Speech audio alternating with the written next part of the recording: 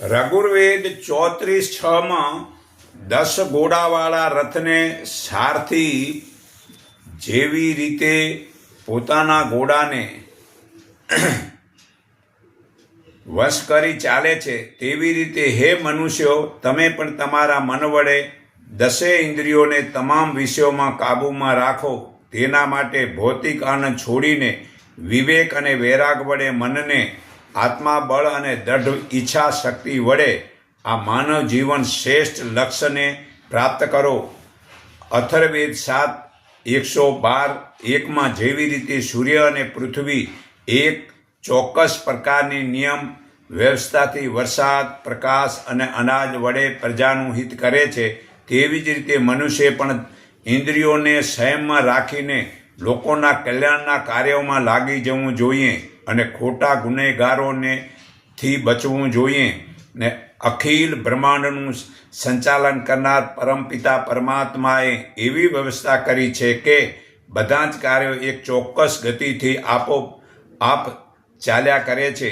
સુખ સંતોષ માટે, આધ્યાત્મિક જીવન જીવવા માટે વધારેમાં વધારે આત્મસંયમ અને પવિત્રતાની વધુ જરૂર પડે છે. ઇન્દ્રિયોના સુખની લાલસા પૂરી કરવા માટે આપણે જ્યાં ત્યાં ભટકતા ફરીએ છીએ, પરંતુ આપણી કામનાઓને સંતોષ થતો નથી. આપણે પરમાત્માને ભૂલી ગયા છીએ કે સાચો આનંદ ત્યારે જ મળશે જ્યારે આપણે આત્મસંયમ અને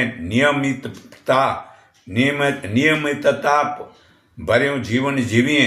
પવિત્ર જીવન જીવવાનો અર્થ ઇન્દ્રિયોને નકામી વસ્તુ જોવી, ખાવી, સાંભળવી, તેથી તો તે મનમાં કચરો ભરાય છે તે કચરો સમાધિમાં બાળવો છે.